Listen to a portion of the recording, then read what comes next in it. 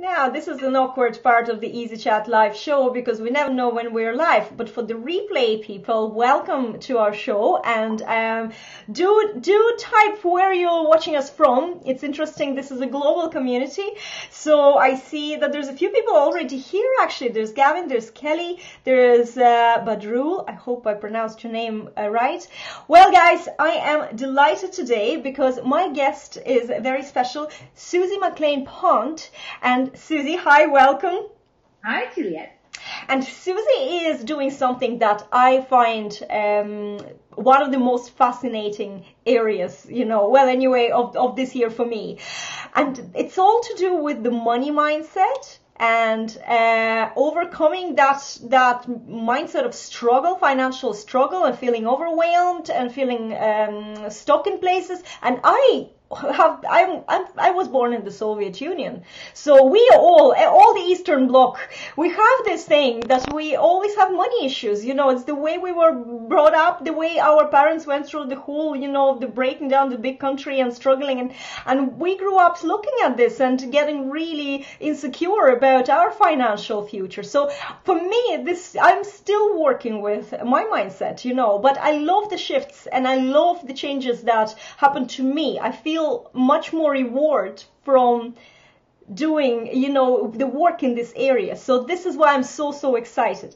Susie, would you mind just in a few words, maybe in better than me, describe what you do and a little bit about your background and, where you're talking from to me today, all these things. Yeah, sure. Yeah, so thank you very much for having me, Juliette. I love this energy, and I love this easy chat. I love the name of your broadcast. It's beautiful.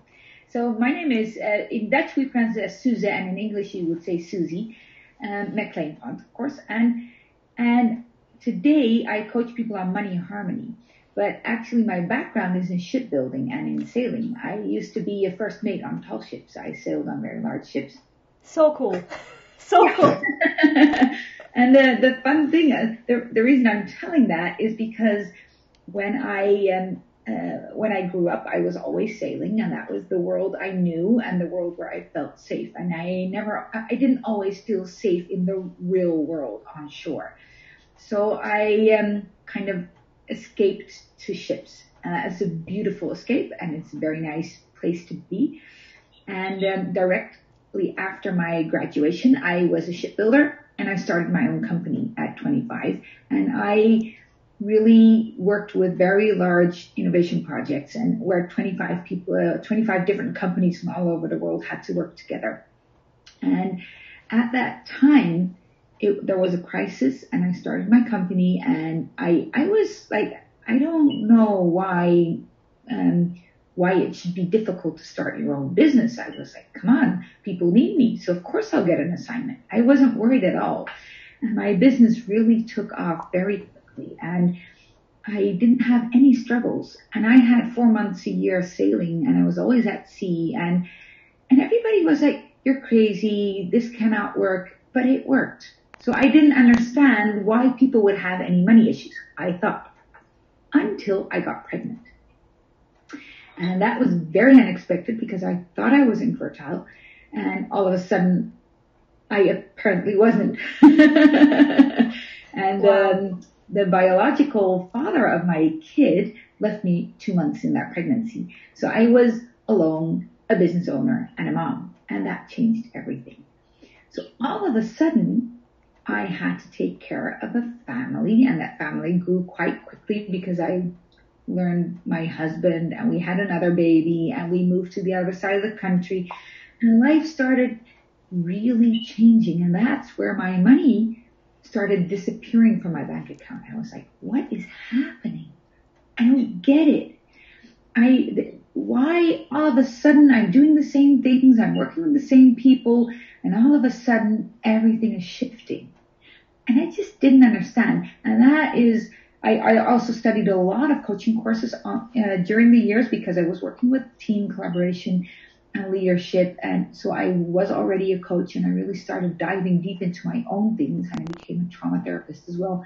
Not that I ever promote being that, but I really wanted to understand what's going on. How can all of a sudden your business disappear I just didn't get it. So I dove into my own story. I dove into what's happening, and I really found what happens once you're in harmony with yourself, because that I found is the whole thing. Once money is an object outside of you and you're not really in harmony with who you are and with what you're supposed to be doing in this world, your subconscious mindset patterns will take over. So that is basically what I do with people. I dive into what your money mindset patterns are actually doing and how they're pulling you down, even though you think you believe very healthy thoughts. Wow. Can I tell you a story? I was actually smiling there when you said that your family, you know, the pressures, and you started losing that confidence in money. And I smiled because I can relate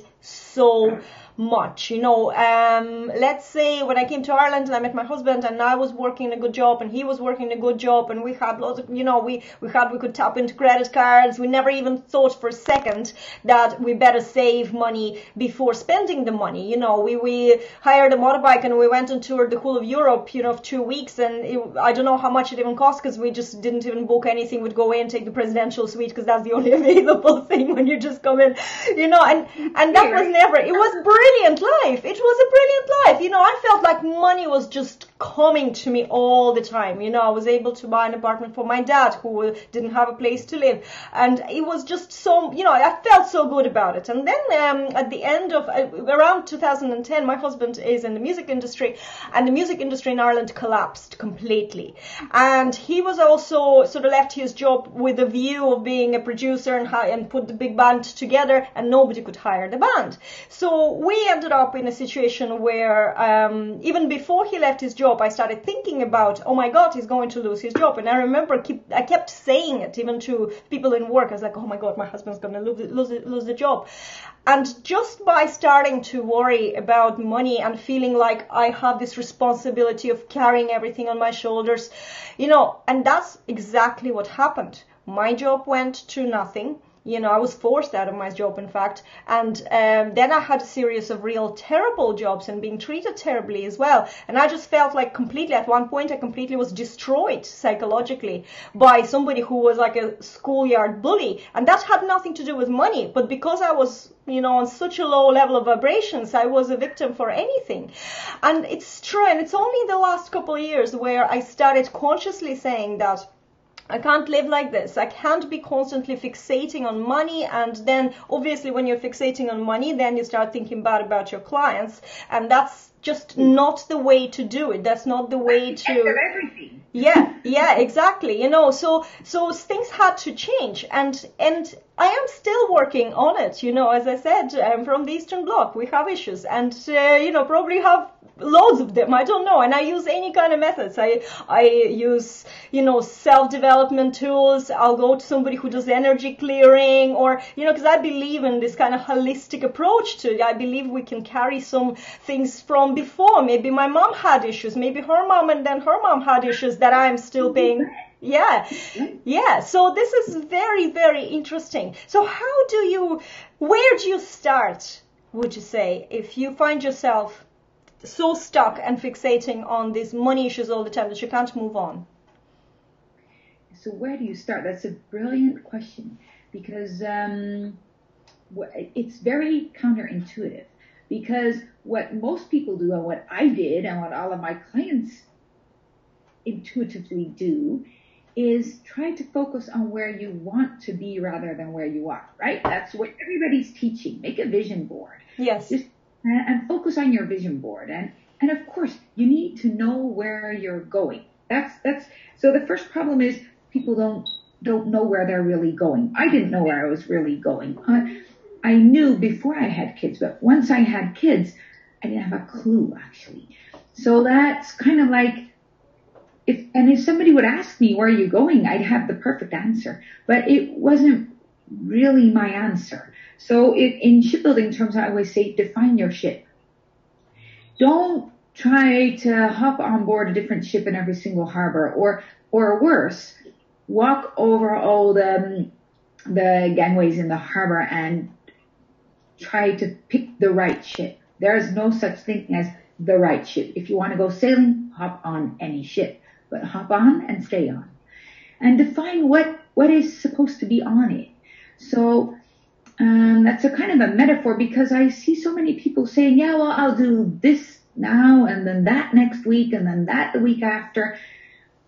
But that means you're not really defining where you're going or what ship you're on or where you're heading. And that's very messy stuff, because if you don't know where you're going, then the universe doesn't know what to provide you. Your customers don't know what they can buy from you.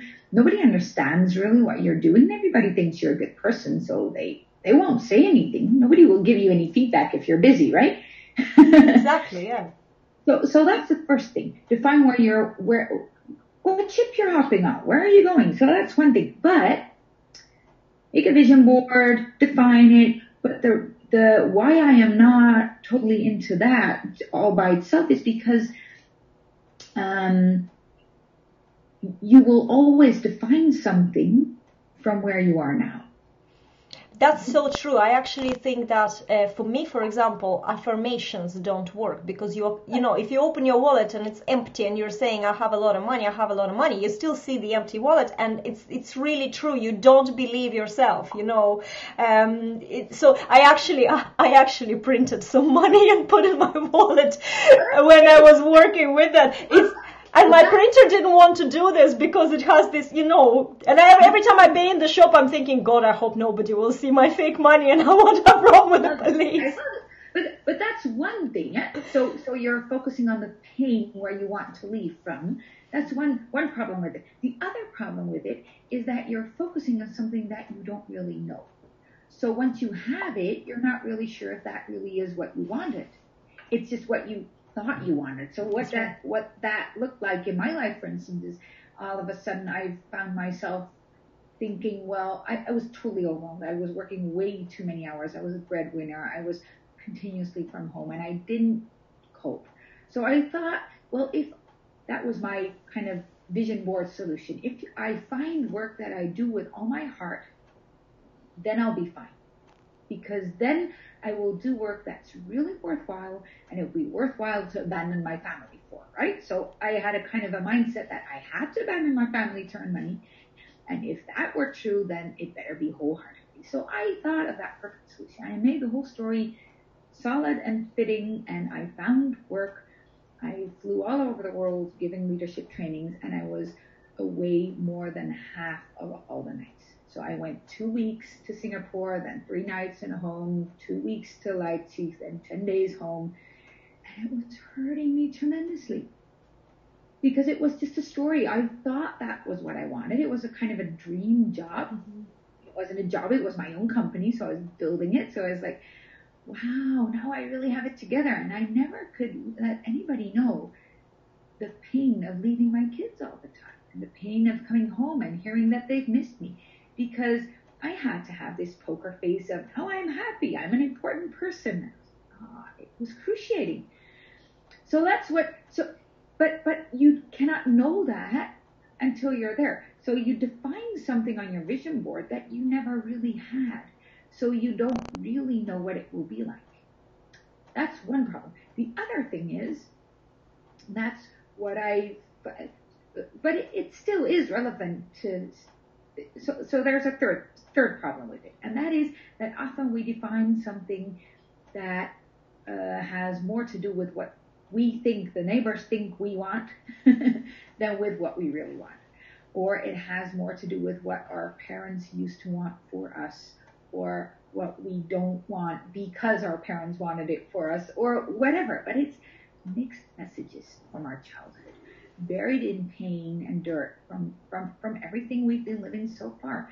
So we kind of think we know, but there are all these messages, and it's not really what we want.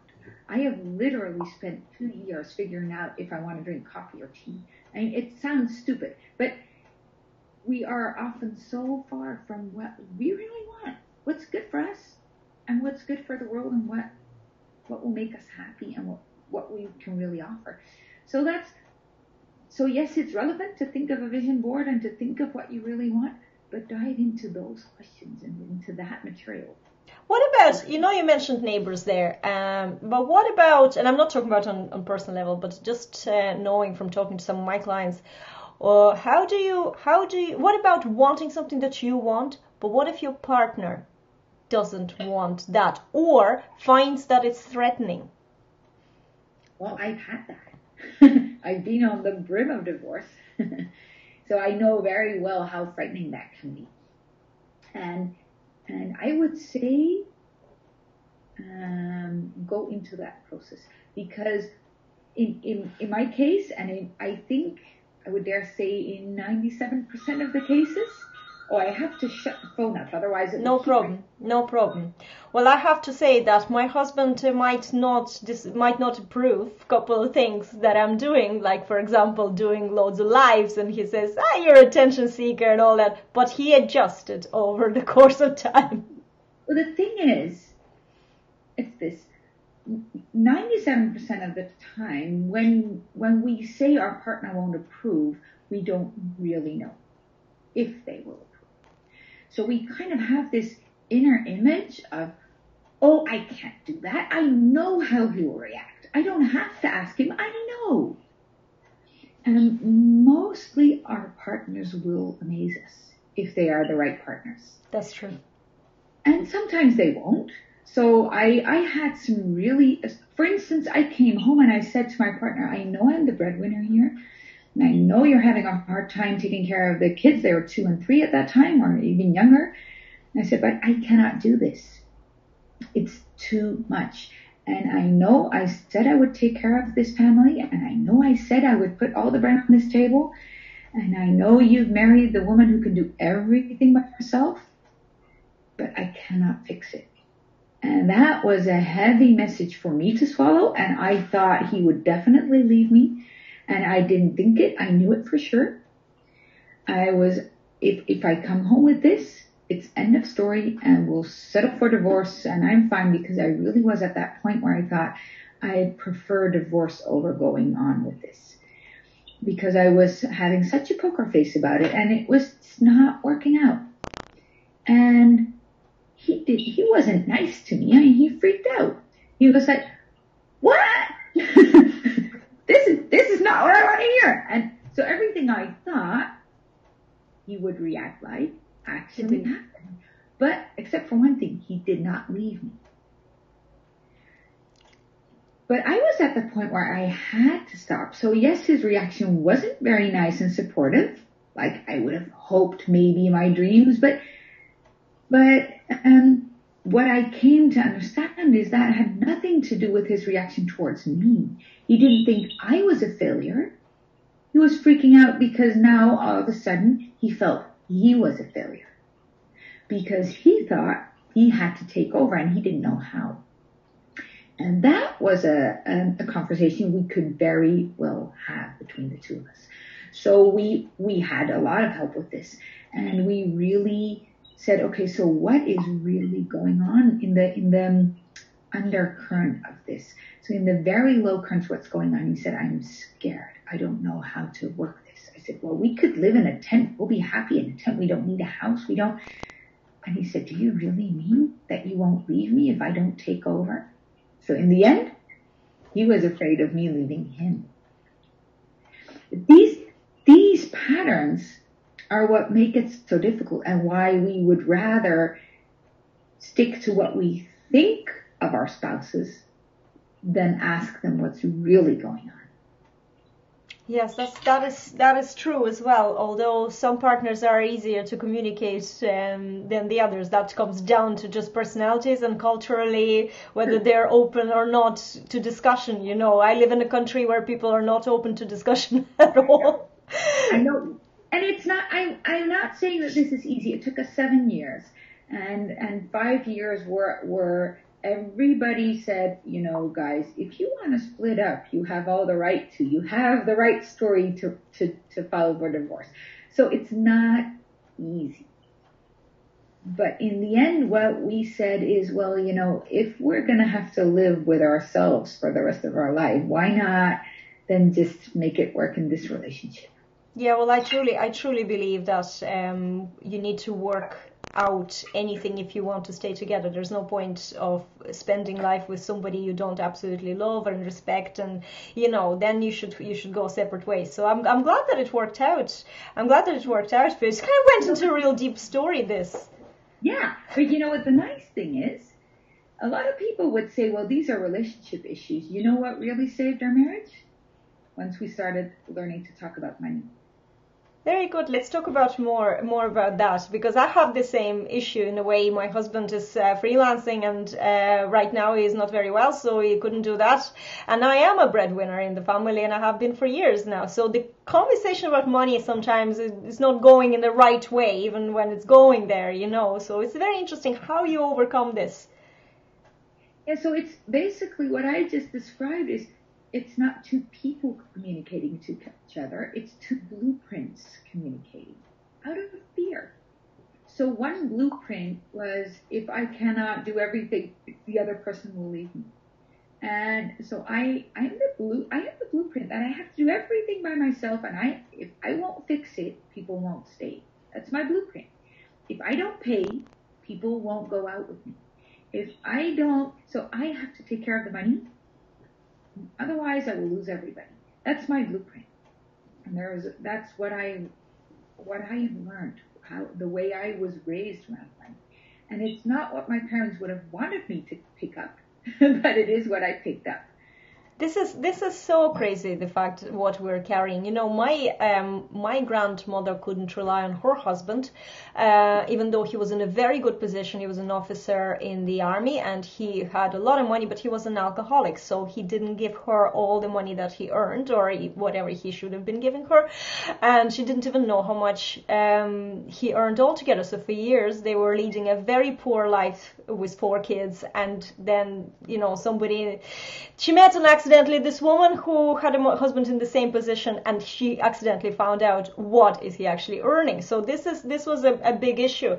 And with my dad was the same story. My dad was completely unreliable, especially the older he was getting on. He had this kind of like a personality. He started quarrels and things in work, and he lost his job, especially in the 80s and early 90s, where we had the whole Soviet Union broke down, Estonia just became independent, and it was quite a bad economy, and he was constantly losing his job, so not reliable, to the point where for 3 months he was taking his briefcase and leaving to work, coming back at 5 o'clock, but he actually wasn't in a job. Wow. And he couldn't tell my mom, and then my mom accidentally found out from a neighbor. So that must have, imagine the fear that he has to be. Oh, it was absolutely a crazy situation when you go through this, exactly, but I suppose when you're living with somebody who's not supportive of you, the way you are, this is something you probably will resort into doing, rather than saying, look, I couldn't stay in this job again, especially when.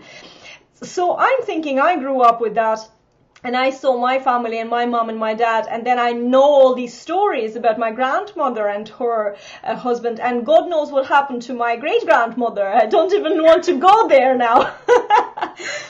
But, and you're just in the same story. Well, I'm in the same story, but I refuse to see my husband the same way as the two women in the two generations did. I consciously refuse to see that, because my husband is an extremely intelligent, very talented person who I have seen taking over companies and taking them to the top. And, he's one of the brightest people I've ever met. And I mean it not because I am biased.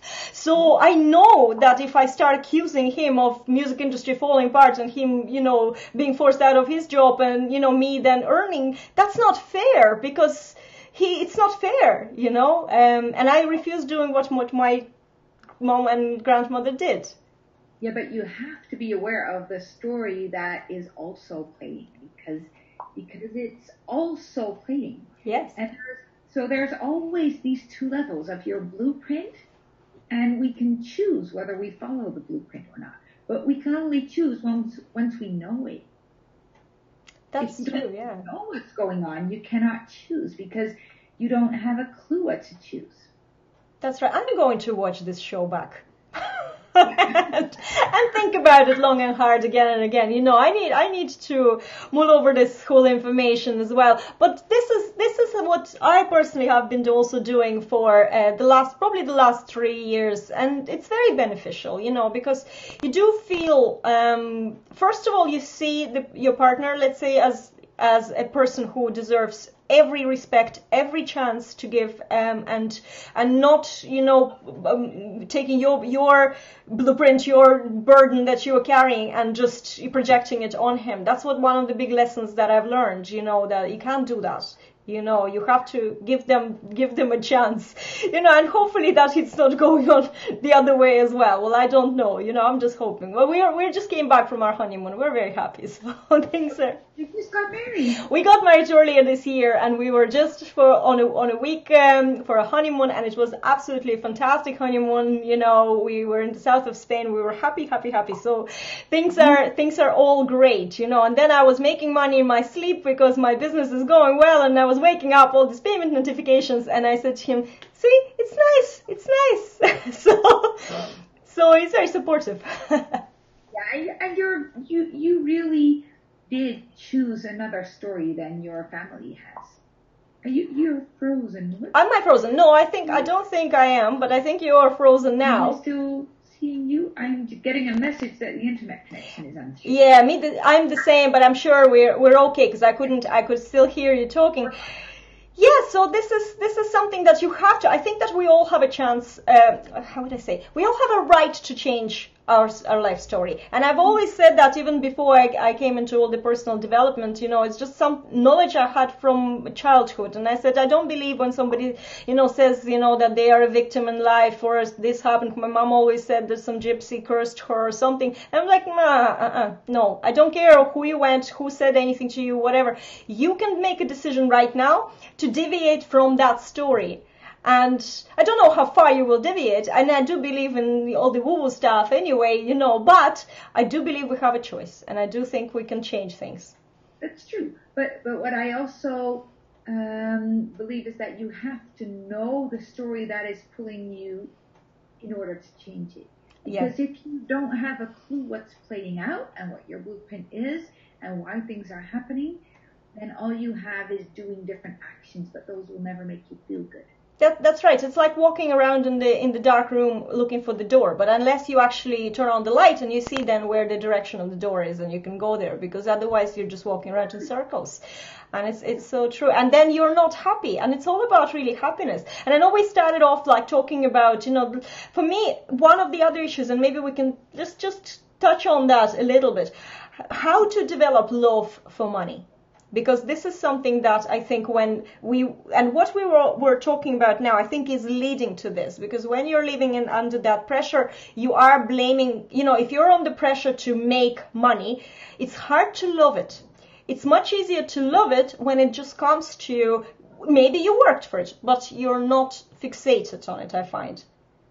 No, that's true. And a lot of people say, so there's a lot of varieties of this, right? Like, it's not about money, or money's not important, or I don't need money, or we can just get the whole money thing out of the way and we'd be much happier. Or so that we have a lot of different ways of saying that we don't love money. Now, I'm not sure if we should love money.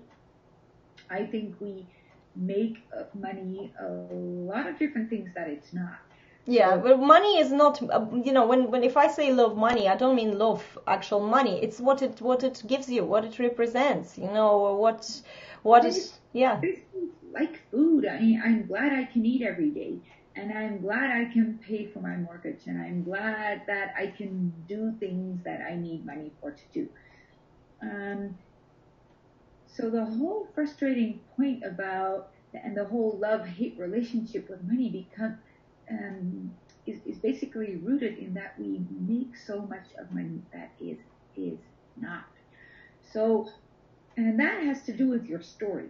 Because, for instance, I'll tell you my story that might resonate. It might not. Anyway, it will get you into your story. So what happened for me is I grew up in one of the wealthiest neighborhoods of this country. And I lived between the really, really, really, really, really rich people. And I went to school with them, and they were not just people with a good job, but people with tremendously loaded amounts of money. And one of the most wealthiest families in the world, their daughter was a friend of mine in school. But my dad had a pretty good job at IBM, and he earned way more than the average person in this country, but we were not rich by their standards. Not at all. Not even close. So he had a good salary, and that was it. And we lived in a very nice house, and I went to very good schools. But somehow, my dad was always talking in a resentful way about these people. And I'm not sure if he really resented them, but he was always feeling left out.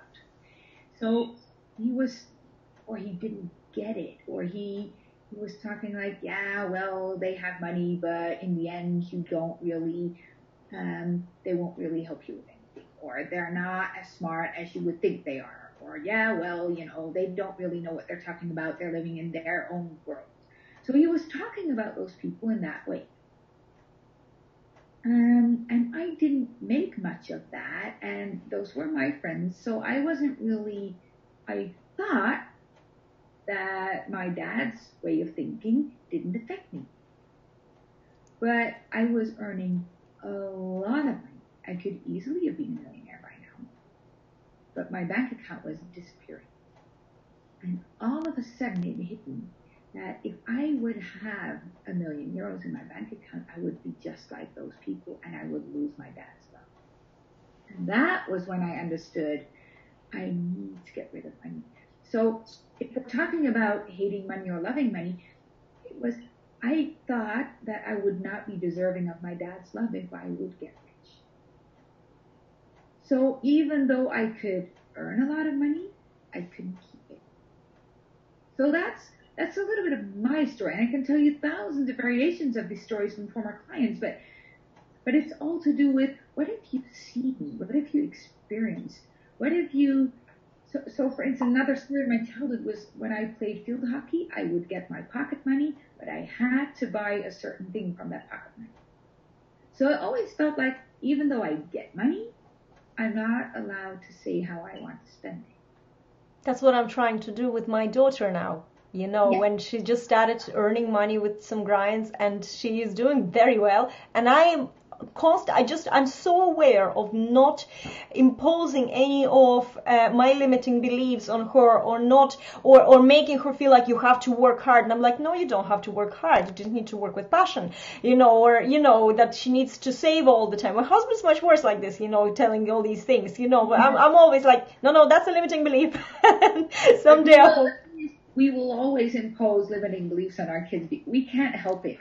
Yeah, that's true. But sometimes when you're aware that she said something, you're like, okay, Chantel, erase, reboot. I didn't just say it. Forget about it. It's not true.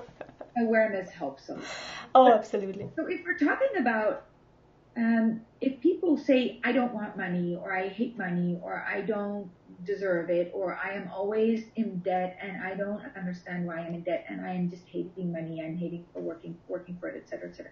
There's always a story like this in the background. So the bottom line, you need to analyze that story that you have in your head about why you don't deserve the money, why you have this why you repel money, and then what do you do? Just rewrite it. So that's what I call money harmony. So what I do with it, that's why I don't call myself, I'll make you a millionaire coach. I call myself a money harmony coach, because it's all about that, feeling in harmony with it. So you get a choice, either to make it or not to make it, but then you can use your skills. So the thing is, we were talking about knowing what you want. This is even more important. Knowing where you actually are is telling you. Because we all think we know our beliefs, right? I thought that I believed that being wealthy was totally okay. But if you looked at my bank account, I was not believing that. So even though consciously I thought millionaires are nice people, I would always say, no, I want to be a rich person. I like millionaires. So that was my conscious world. But subconsciously, that was not true, because I wasn't keeping any of it. So this is where it really becomes tricky. Look at where you are now. and identify the beliefs that you apparently seem to have, whether you like it or not. Apparently you have different belief set, because if you wouldn't, your results would be different. Wow, so there's, guys, we have to do a lot of thinking now, tonight and tomorrow and the weekend. And by the way, if you need more of this amazing information, Suze, where will we find you? Where can we find you? I have a group on Facebook, and it's called Money Mindset Strategies for Heart-Centered Entrepreneurs. And very simple. We'll drop a link in the comments later on. Exactly. And in that group, I share a money mindset strategy every day, and I also have a weekly money mindset mastermind where you can ask me anything, and that's every single week. Wow, that's very generous for a free group. It really is. So we will add the link to this group, guys. If you enjoyed this conversation, and I'm sure that there is so much where this chat came from, stick around, Suze, and work on your stories and work on your mindset, because you know that when you change that, especially when you're in a position of struggle, or you think you're in a position of struggle, especially financially, it's such an amazing feeling of relief to not have it and to just plainly enjoy your life. So this is an amazing feeling. You are the living example of that. I am actually. Last week was a very good example for me, because as I said, I don't want to brag about it too much, because I think I do it in all my lives now, because I just felt so good. I did a lot of hard work, and the money was coming in before even I went on holidays, but it was the first holiday in my entire life that I could just relax. And then I had to do a root canal while I was in Spain, because my tooth went mental, and I thought I would have been, first my reaction, I'm in the foreign country, how much is going to cost, like what is going to be. And you know what, I didn't even for a second worry about it, and I went down that chair and I said, do it all, whatever you can do in the space, that time, just do it now, because I don't worry about this. I know it's covered. I know my holiday was covered, and I have never for a moment thought about money, about coming back, how am I going to fill the bills for this week that we went away. And because going away is expensive, just because you have to cover the time away, and the dog is in the kennels, and this isn't, and there's so many more expenses. And I always worried myself, especially the last day before you come home, you start worrying about, which client will call you, tomorrow. And I had none of that, and it was a relief, and I love that feeling of relief. That's what we want for all our viewers now, right? That's right. Can I say something before we go about this feeling of relief? First time when I signed up to National Lottery app, or email notification, I played the lottery online here in Ireland. It was 4 years ago, and just the day before that, one of my clients suddenly reduced the weekly fee that I was working with, and it was Christmas week. It was not nice, and I fought kind of not to reduce it too much, that I can't survive. So it was a horrible day, and then I came back home, and I played lottery that night, and in the morning I woke up and looked at my phone, and there was an email, you got exciting news from the lottery. Wow. Now, I only won about €3. But the point is that it was the very first time I got that email, and I will always remember this feeling of what I felt. So I wasn't excited, I felt a relief. It was like the weight of the world fell off my shoulders, and I just felt such a relief. And that's a relief I felt last week. And that's, I think, is something to do with loving this, having good relationships with money and not worrying. That's a great feeling. I wish you all, guys, this feeling. I really do. I send you all these positive vibes. For everything. That's right. Okay, well, look, we're going to wrap up. Suze, thank you so much. I've had such an amazing chat, and I'm sure everybody, we had so many people. We had Sharon, Gavin, Darcy, who else is here? Jane Stewart, loads of people, Kelly, Melanie. We had a few people on. It's great. Thank you so much, guys, for joining us. And we will see you. I will see you tomorrow. Actually, tomorrow is another money-related easy chat. And I think it's someone special here. Una Dua Love. Suze, does that name ring a bell? Una is brilliant. Una is Irish actually, but she lives in Manchester, and Una is teaching about raising your prices, also having good relationships with money. So it's going to be an interesting Easy Chat, and it's going to be at 6 p.m. UK time. So join us guys tonight. Thank you, Susie, again. Thank you, everybody, and good night and bye-bye.